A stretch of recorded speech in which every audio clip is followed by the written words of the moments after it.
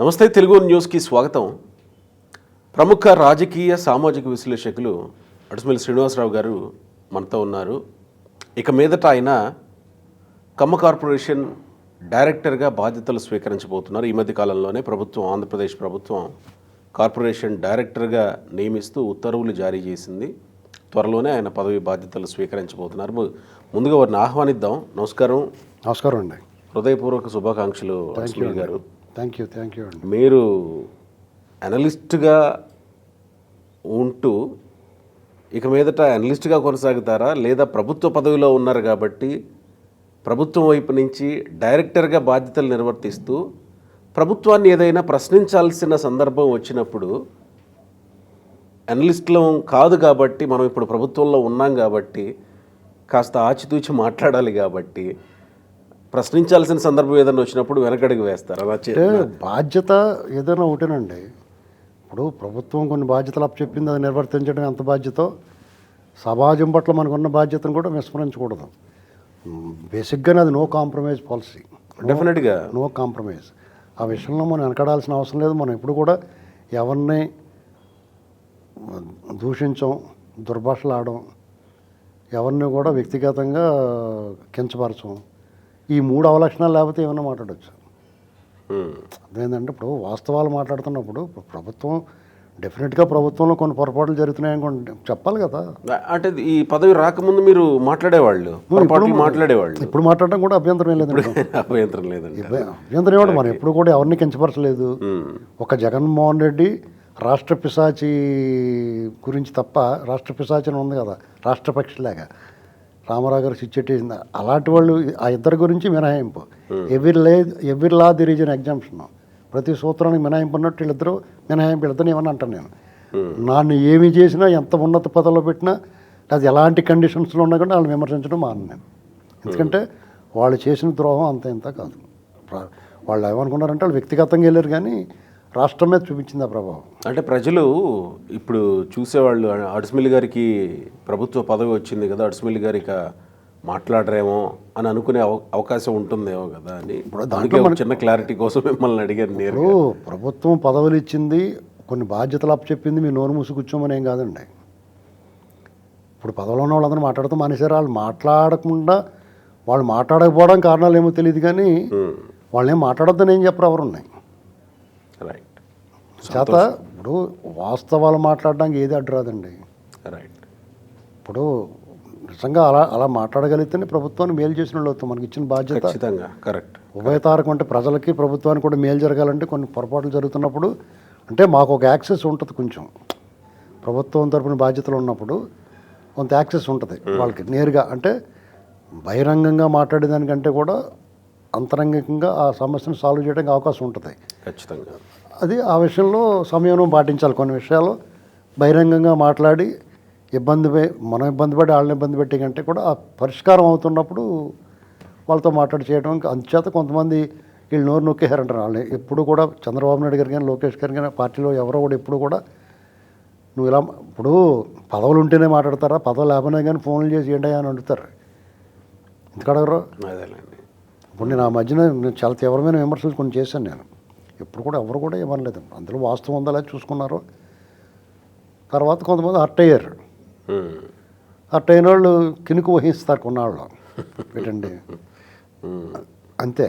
మన ఎదురుపడితే మన ముఖం చూడటానికి ఇష్టపడరు అంతే తప్ప చేరాల్సిన వాళ్ళకి చేరుతుంది ఆ సందేశం. ఓకే, మీ ఉద్దేశం కూడా అదే కదా, చేరాల్సిన వాళ్ళకి చేరాలి, సమస్య పరిష్కరించబడాలి. ఇప్పుడు అంటే కొంచెం యాక్సెస్ ఉంటుంది కాబట్టి అంత కఠినంగా మాట్లాడలేకపోయినా వాస్తవాలు మాట్లాడడానికి అయితే వెనకండి ఇప్పుడు నేను. రైట్ అండి, చాలా సంతోషం. అయితే ఇప్పుడు మనం సబ్జెక్ట్లోకి వస్తే, ఈ మధ్యకాలంలో చూసాం మనం డిఫాల్ట్ బెయిల్ వచ్చేసింది లిక్కర్ కేసులో ముగ్గురికి. ధనంజయ రెడ్డి, కృష్ణమోహన్ రెడ్డి, బాలాజీ గోవిందప్ప. దాంతోపాటు ఉపరాష్ట్రపతి ఎన్నికల్లో ఓటు వినియోగించుకోవడానికి మిథున్ రెడ్డికి ఇచ్చారు. ఆయన రెగ్యులర్ బెయిల్ కోసం మళ్ళీ ఇప్పుడు అప్లై చేసుకున్నారు. రేపు వెళ్ళిపోయి అండర్ అయిపోవాలి. రేపు 11వ తేదీన వెళ్ళాలి, కానీ రెగ్యులర్ బెయిల్ కోసం వేసుకున్నాడు. మరి అది ఎప్పుడు వస్తుందో తెలియదు. అయితే అప్పుడే హౌస్ మోషన్ వేశారు, అయినా కానీ వాళ్ళకి బెయిల్ వచ్చింది. అయితే ఇప్పటివరకు జరిగిన చర్చ ఏంటంటే, సరే ఈ అరెస్టులు జరుగుతున్నంతసేపు అంతిమ లబ్ధిదారు జగన్మోహన్ రెడ్డి, ముడుపులు జగన్మోహన్ రెడ్డికి చేరాయి, ఆయన వేరే దేశాల్లో పెట్టుబడులు పెట్టారు. ఇవన్నీ చర్చలు జరుగుతున్న క్రమంలో ఒక్కసారిగా వీళ్ళకి డిఫాల్ట్ బెయిల్ రావడంతో చాలామంది ఒక రకంగా తెలుగుదేశం సానుభూతి పరులు, కూటమి సానుభూతి పరులు కూడా ఇక ఇంతేనా కేసు, ఇక ఇంతే బలహీన పడిపోయినట్టేనా, ఇక కొండని తవ్వి సాధించిందేంటి, పట్టిందేంటి అనే చర్చ ఒకవైపు ఉంటే, నిన్న లోకేష్ ఢిల్లీలో చిట్చాట్లో మాట్లాడుతూ రెడ్ బుక్లో ఇంకా చాలా స్కామ్లు ఉన్నాయి, ఎవరిని వదిలేది లేదు, అన్ని స్కామ్లు అక్కడ ఉన్నాయి కాబట్టి జగన్మోహన్ రెడ్డి బెంగళూరులో ఉంటున్నాడు అని మాట్లాడుతున్నాడు చిట్చాట్లో. దీన్ని ఎట్లా అర్థం చేసుకోవాలి? ఒక పక్కేమో బెయిళ్ళు వస్తున్నాయి అంటే ఏ ట్రయలు లేదు కాబట్టి, ఏ స్కాము నిరూపించలేకపోయారు కాబట్టి అనే విషయాన్ని వైసీపీ ప్రజల్లోకి తీసుకెళ్తుంది. వాళ్ళకి బెయిల్ వచ్చింది, బయటకు వచ్చేసారు. లోకేష్ ఏమో ఇంకా ఉన్నాయి అని అంటున్నాడు. ఇప్పుడు ఎలా ఉంటుందంటే అండి, మద్యం స్కామ్ అనేటువంటిది మనం అనుకున్నంత తేలిగ్గా లేదండి. అది వాళ్ళు ఎంట్రీ ఎగ్జిట్ 2 ప్లాన్లతో వచ్చారు అందులోకి. వీళ్ళు సాంకేతికంగా దాని లోపలికంటా వెళ్ళి తవ్వుకుంటూ వచ్చారు వీళ్ళు. మామూలుగా ఆధారాలు సాక్ష్యాలు కొన్ని దొరుకుతాయి రోడ్డు మీద నేరం జరిగిన దగ్గర, అలా దొరకలేదు వాళ్ళకి. ఏదో తవ్వుతుంటే ఏదో తగులుతుంది, అలాగే లాక్కొచ్చారు. ఇప్పుడు వరకు చాలా అద్భుతంగా దర్యాప్తు బృందం చాలా అద్భుతంగా పనిచేసిందండి. ఇక్కడ జగన్మోహన్ రెడ్డి అంతిమ దోపిడీదారుడు అనేటువంటిది నిర్వివాదాంశం, ప్రజలు కూడా పూర్తిగా నమ్ముతున్నారు. చాలామంది కాడి బారేసినట్టే, లేకపోతే దీని పని అయిపోయింది, బెయిల్ వచ్చినంత మాత్రం ఎన్నాళ్ళు పెడతారండి ఎవరన్నా? ఒక మాట మనలో మనమాట, జైలు ఎన్నాళ్ళు ఉంచుతారు ఎవరన్నా?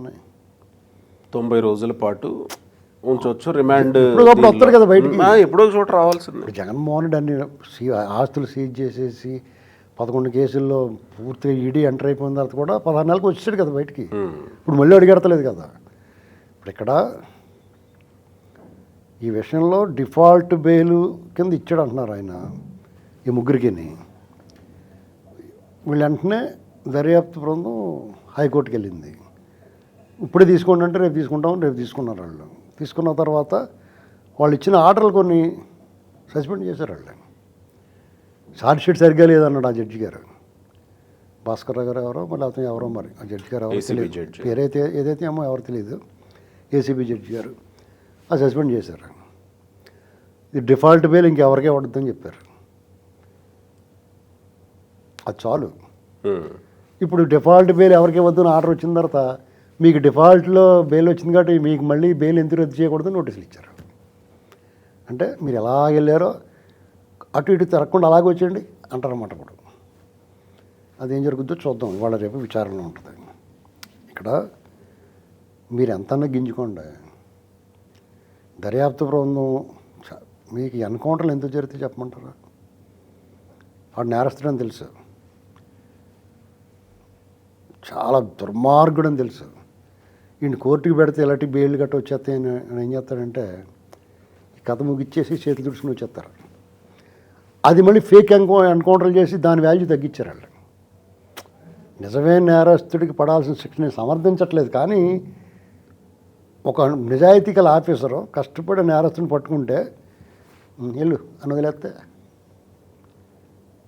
మంచి పెద్ద పెద్ద లాయర్లను పెట్టుకుని బాధించేసి పాపం జడ్జిలు కూడా వాళ్ళు కూడా మానవమాత్రులే కదా, ఏమో చెప్పింది కరెక్ట్గానే ఉంది కదా అనిపిస్తుంది కదా, ఆర్గ్యుమెంట్ని బట్టి కదా ఉంటుంది ఏదన్నా. అంతే కదా, అవును కదండి. ఆధారాలను బట్టి టెక్నికల్ గ్రౌండ్స్లో కూడా వచ్చేస్తాయి కొంతమంది బెయిల్స్ తప్పని పరిస్థితుల్లో, ఏదో చిన్న మిస్టేక్ చేస్తారు. అంచేత మనం ఇప్పుడు ముగ్గురికి బెయిల్ వచ్చింది, 4గురికి నోటీసులు వెళ్ళి దాన్ని ఎలా చూస్తారు? మంత్రులు మాజీ మంత్రులు వెళ్ళిపోతారు ఇప్పుడు లోపలికి. అమ్మటి రాంబాబును వాళ్ళందరికీ నోటీసులు వెళ్తే నోటీసులు ఇచ్చిన వెంటనే ఉండమ్మా బొట్టు పెడతామని చెప్పి బొట్టెట్టి తర్వాత తీసుకెళ్తారు. ఇంకోటి ఏంటంటే వీళ్ళ చేష్టలు, ఇక్కడ ప్రభుత్వాన్ని నేను ఏదన్నా కొంచెం మాట అనదలుచుకున్నది ఏంటంటే ప్రభుత్వం కంటే కూడా పోలీస్ డిపార్ట్మెంట్ని, జైళ్ళు శాఖని నేను అనేది ఏంటంటే గోడకు తలకొట్టేసుకుంటుంటే అతను ఎందుకు వదిలేశారు మీరు? బాలాజీ గోవిందప్ప ఏంటి అతను ఏంటి స్పెషల్? చెవిరెడ్డి భాస్కర్ రెడ్డి గొంతు కోసిన మేకలాగా ఎరికేకలు పెడుతుంటే పెడిమన్న లాక్కుండా ఎందుకు వదిలేస్తున్నారు? ధనంజయ రెడ్డి బయటకు వచ్చి ఏంటది ఆరోపణలు? వాళ్ళ ఆరోపణలు నిజమా? మీరు మూసుకుని ఉంటే వాళ్ళు నిజం అనుకోవాలి. అది నిజం కాదంటే మీరు కేసు పెట్టాలి. ఎందుకు పెట్టలేదు? ఇలాంటి ప్రజలకు అసహనం అవుతుంది. ప్రజలకు అసహనం రాకుండా చూసుకోవాల్సిన బాధ్యత వాళ్ళది. మరి లోకేష్ రెడ్ బుక్లో ఇంకా ఉన్నాయి స్కామ్లు. అసలు మీకు రెడ్ బుక్ జగన్ బెంగళూరులో ఉంటున్నాడంటే నిజమండి. అది ఏ క్షణాన్ని వచ్చి ఎత్తుకెళ్ళిపోతారని భయంతో బెంగళూరు పోయాడు అతను. అంటే బెంగళూరులో ఉంటే వదిలిపెడతారంటే వీళ్ళు రావడానికి బయలుదేరడానికి టైం పడుతుంది. ఈ లోపలనే ఏమంటే వచ్చేస్తానని చెప్పి వాళ్ళు బూట్లు లాగి వాళ్ళు ఉంటారు కదా. చంద్రబాబు నాయుడు గారికి కూడా తెలుసు ఆయన అరెస్ట్ అవుతాం. ఎప్పుడు చేస్తారో తెలియదు కానీ ఆయన అందుకు 4 రోజుల ముందు చెప్పాడు. 2-3 రోజుల ముందు చెప్పాడు ఆయన, నేను అరెస్ట్ అవ్వచ్చు అని. గట్టికి ఇది అదే రోజు 2 ఏళ్ల క్రితం సెప్టెంబర్ 10, 2023. అదొక దుర్దినం, ఒక బ్లాక్ డే, ప్రజాస్వామ్యానికి మచ్చ తీసుకొచ్చిన రోజు. అలా ఎందుకంటున్నానంటే చట్టాన్ని రాజ్యాంగాన్ని అత్యంత విలువిచ్చి గౌరవించే వ్యక్తిని చట్ట రాజ్యాంగ ఉల్లంఘనల ద్వారా అక్రమ అరెస్ట్ చేశారు. ఇది అందులో ఉన్న ఐరనీ. చాలా వాల్యూ ఇస్తాడు ఆయన చంద్రబాబు నాయుడు గారు. అలా ఉండాలనుకుంటాడు అందరూ. చూడండి, ఆయన అక్రమంగా అరెస్ట్ చేస్తున్నప్పుడు కూడా ఆయన మీరు సహకరించండి సార్, తప్పదు మిమ్మల్ని అరెస్ట్ చేయాలన్నారు అనుకో, కాసేపు ప్రొటెస్ట్ చేస్తాడు. ఏమయ్యా నీ న్యాయం కాదంటాడు. లేదు సార్ అంటే సరే అని చెప్పి వాళ్ళకి సహకరిస్తాడు ఆయన. వైజాగ్ ఎయిర్పోర్ట్లో కానీ, రేణిగుంటలో కానీ, రామతీర్థం వెళ్ళినప్పుడు కానీ. ఒకవేళ ఆయన రెబలు ఈ జగన్మోహన్ రెడ్డిలాగా రప్ప బ్యాచ్ అయితే తెలుగుదేశం పార్టీకి ఉన్న కేడర్కి వాళ్ళందరినీ ఆయన బ్యాటరీలు తీసాడు. కానీ మామూలుగా అయితే కొత్త బ్యాటరీలు వేస్తాడు, అందరూ తుక్కు రేపేస్తారు కదా. బ్యాటరీలు తీసేసి పాడేసాడు చంద్రబాబు నాయుడు గారు. వాళ్ళందరూ బ్యాటరీలు తీసి. మీరు అన్న ప్రజాస్వామ్యం ఉండాలంటే మరి బ్యాటరీలు ఫుల్ ఛార్జ్ ఉండకూడదు. ఫుల్ ఛార్జ్ ఉంటే బాగోదు. ఈ దెబ్బలాటలు గట్ట ఉండకూడదని ఆయన ఆలోచిస్తాడు ఆయన. ఇప్పుడు ప్రజలు అల్టిమేట్గా ఏం చేస్తారంటే మనకి అట్రాక్టివ్గా ఎగ్జైటింగ్గా ఉంటుంది. ఒక యుద్ధం జరుగుతున్నప్పుడు ఫైటింగ్ సీన్ చూస్తుంటే. కోడి పందాలు కూడా చూస్తున్నప్పుడు బాగుంటుంది మనకి. కానీ రక్తంగా ఎక్కువ చచ్చిపోతున్నప్పుడు మానవత్వం ఉన్నాడు ఆవిడకైనా సరే మూలుగుతుంది మనసు. ఇప్పుడు కోళ్ళు కత్తులు కట్టి యుద్ధం చేస్తున్నప్పుడు మనకి ఎంటర్టైన్మెంట్ ఎగ్జైటింగ్గా ఉంటుంది. కానీ ఆ బారులో దిగిపోయి గుండెల్లో గుచ్చిపోయి కత్తి బలబలబలబలమని రక్తం కారుతా కూలిపోద్ది చూసారు. అప్పుడు నాకైతే ప్రాణం నిలబడాలి. చూడటం మానేసి నాకు కోడి పందో దాదాపు 30 ఏళ్ళు పైన చూడటం మానేసి 40 ఏళ్ళు. మా చిన్నప్పుడు ఇప్పుడు మా ఊళ్ళో వేసినప్పుడు చూశాను నేను. తర్వాత అది ఇక్కడ గుచ్చిపోయి ఎలా పడిపోద్దా అప్పుడు నేను ఇంకా చూడబుద్దే లేదండి. టీవీలో గట్ట చూపిస్తే కూడా కళ్ళు మూసుకుంటాను నేను. అలాగని చెప్పేసి నేను రక్తం గట్ట చూస్తే భయం ఉన్నామని కాదండి. అంటే కొన్ని విషయాలు అలా ఉంటాయి. అలాగే ఇప్పుడు కూడా దెబ్బలాటలో ఎగిరెగురుతా అనుకుంటే వాళ్ళు బాగానే ఉంటాయి. తర్వాత దాని పర్యవసనాల్లో ఎప్పుడు కూడా పాలకులకు నష్టం కలిగిస్తాయి. జగన్మోహన్ రెడ్డి మరి వాళ్ళ గ్యాంగ్ అంతా చాలా ఎంటర్టైన్మెంట్ పొందారు, చాలా ఆనందం పొందారు. చంద్రబాబు నాయుడు గారిని అక్రమ అరెస్టు, నాయకుల్ని, అచ్చెన్నాయుడు గారు ఇంత పొడుగున్న ఆయన తీసుకెళ్ళిపోయి అంత దూరం తీసుకెళ్ళిపోతే వాళ్ళు బాగా ఎంజాయ్ చేశారు. కానీ దాని ఫలితం అంత చేదుగా ఉంది వాళ్ళకి. కాబట్టి ఇంకా మిగిలే ఉన్నాయి అంటారా? ఖచ్చితంగా రెడ్ బుక్ అయితే నా లెక్క ప్రకారం ఇంకా ఓపెన్ అవ్వలేదు. అదేంటండి?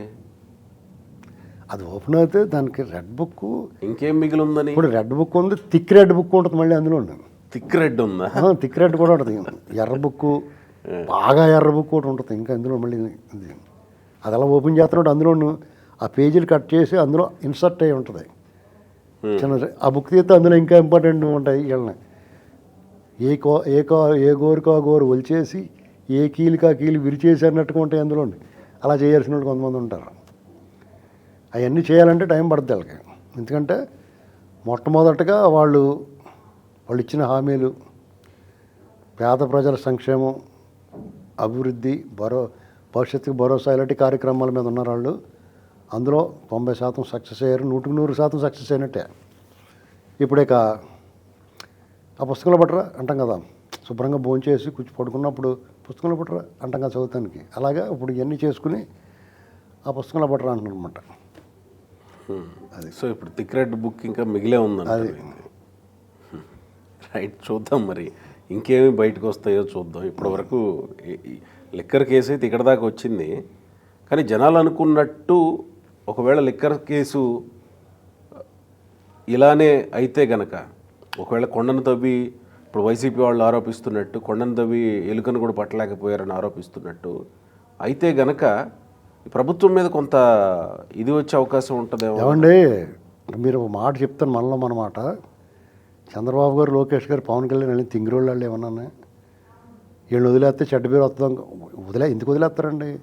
ప్రభుత్వం చెడ్డ పేరు తెచ్చుకుంటారు. వీళ్ళు మేధావుల ప్రభుత్వాన్ని విమర్శించి వాళ్ళందరూ ఈ విషయంలోనూ వాళ్ళు ముడ్డి కింద నీరు వస్తే వాళ్ళ ప్రభుత్వానికి అప్రతిష్ట పాలవుతుంటే వాళ్ళు సరదా వాళ్ళకి ఏమన్నా వీళ్ళందరి చేత సీ అనిపించుకుంటారా? ఇప్పుడు మీ కోపం వచ్చినంత మాత్రం నా కోపం రావాలని రూల్ ఏం లేదు. మీ కానీ ఎగిరి ధన్యాలను ఉంటుంది, నాకు తర్వాత కొట్టాలని ఉంటుంది. మన అభిప్రాయమే తేడాగా ఉన్నప్పుడు వాళ్ళు ఆచితూచి వాళ్ళు ఎన్ని వందల రకాలు ఆలోచిస్తారు. వాళ్ళు చేయగలిగితే కొండ వదిలేసేలా ఉండకూడదు. ఎక్కడ పర్యవసనాలు ఎలా ఉంటాయి, జగన్మోహన్ రెడ్డిని లోపలేసి కుమ్మేస్తే ఎలా ఉంటుంది, మామూలుగా అరెస్ట్ చేస్తే ఎలా ఉంటుంది, అతను వదిలేస్తే ఎలా ఉంటుంది అనేటువంటిది వాళ్ళకి తెలియదా? ఆల్రెడీ ప్రజలందరూ ఎలాంటి తీర్పు ఇచ్చారో వాళ్ళు తెలుసు కదా. వాళ్ళు గెలిచారు కదా మొన్న.